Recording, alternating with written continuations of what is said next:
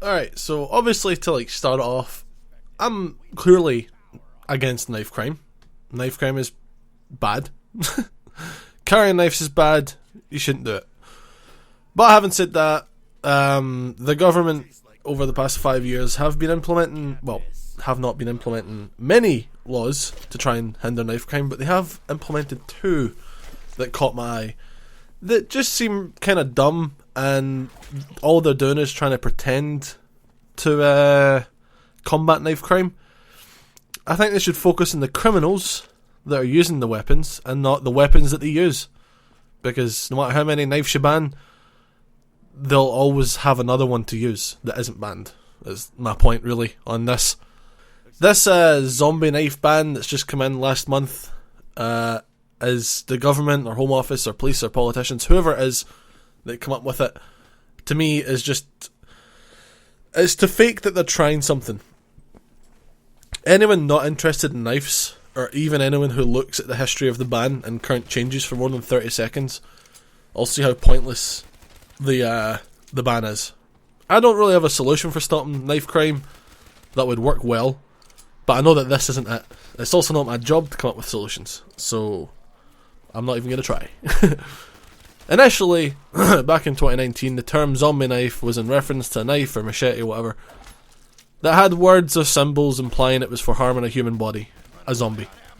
So it would say like zombie killer or zombie slayer, or it'd have like a skull on it, or a biohazard sign, and more often than not, it would be brightly coloured. Usually the handle would have like nylon wraps around it, like bright green or something. When that didn't work, they're now changing the definition in an attempt to seemingly save face with people who don't look into it. Is what it seems to me, is they're just trying to save face to like the random members of public that don't really pay much attention to it. Now it includes a knife with a blade over 8 inches long. It has a serration, a sharp point, a cutting edge, and more than one hole in the blade, or just in the knife in general, or machete. Here's where the issue lies. As you can see, if the knife has a blade over 8 inches long, with a sharp point, and a cutting edge, along with a serrated section, that was hard to say, and more than one hole. I don't know about the spike thing. I've never seen a knife with a spike, so I don't know about that. I'm just going to ignore that. Then it's illegal. But say you had a workshop, or say you had, I don't know, power tools, and decided to grind down the sharp point on the tip of the blade, then voila, it's perfectly legal. Even if it's 10 inches, has a cutting edge, serrated section, and 10 holes, if you grind down that sharp tip, it's automatically exempt from this law, for some reason. So, you know, that's just the initial part of why this law is pointless and dumb. Or let's say I have a knife qualifying, I don't, but let's say I have a knife qualifying as this super dangerous illegal weapon of mass destruction, but I grind down the cutting edge, the blade. If I grind that down, then yeah, there you go, it's perfectly legal again. I can stab someone with it, and it's still serrated, and it has the holes. I don't know about the whole hole thing. Like, what is the issue with holes, by the way? Anyway. Then, again, it's perfectly legal. My point is, there are too many loopholes in this definition of something that has nothing to do with zombie knives. There's a lot of ways to make a formerly legal, now illegal knife legal again. And unlike airsoft, there aren't any laws against modifying knives and machetes. So obviously if you have a two-tone airsoft gun, like an orange one or whatever, it's illegal to paint it black, so it looks realistic. But for the knives, you can modify them however you want, so it complies with the new law. So I can still have a 12-inch machete with a serrated edge, a cutting edge, and holes in it, as long as I grind down the tip, so it doesn't have a pointed, sharp tip anymore. I mean, hell, even some machetes, like a bolo machete, doesn't really have much of a sharp point, because it's for hacking and slashing, like weeds and bushes and trees and brush and stuff like that. It's not for piercing, so, I mean, yeah, that's one thing as well. So I don't know how in any way this is going to stop knife crime. It's not. It's just the government trying to act like they're doing something. And also, Idris Elba spoke out about this law as well. He was like, oh yeah, I'm so happy about this or something. I don't know. Don't quote me. I didn't really listen to him. But he was happy about it. talking about how the zombie knives are so dangerous, I think, or something like that. But again, he doesn't really seem to understand that these knives aren't even the knives being used in crimes. Because again, most knife crimes are committed by people with knives. Believe it or not, any knife whatsoever. Guess what? That crime can't be stopped. Like I said earlier, if you ban all knives, they'll just smack someone with a piece of wood. My only suggestion to stop or lower this sort of crime would be this little. This is obviously just me taking the piss, but this is what I came up with. If I was approached by someone in the street who pulls out a 5-inch kitchen knife intending on harming me and just wants to harm me, but then I pull out an 8-inch bowie knife with a freshly sharpened blade and a handguard, I doubt the assailant would go much further. My point is, if someone pulls a knife and I cosplays for Crocodile Dundee, the threat would most likely be neutralised. Doubt that person's going to do much more. If they do, at least I have a fighting chance of getting out of that situation alive. Because obviously the best way to stop a bad person with a knife is a good person with a knife. No, that's an American thing. Like, the best way to stop a bad person with a gun is a good person with a gun. Same sort of thing. Again, I don't condone carrying. I don't carry. I never would. I'm not a fucking idiot. And you shouldn't carry either, unless obviously it's for your job, I suppose. Like, I don't know, like you're working a construction site, you need to cut some wire or something.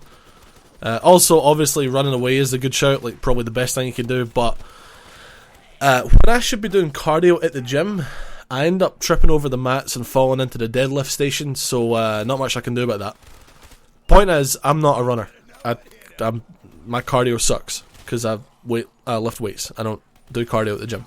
But I should, but I don't, because, you know, metal and heavy things go up, and I feel better about myself.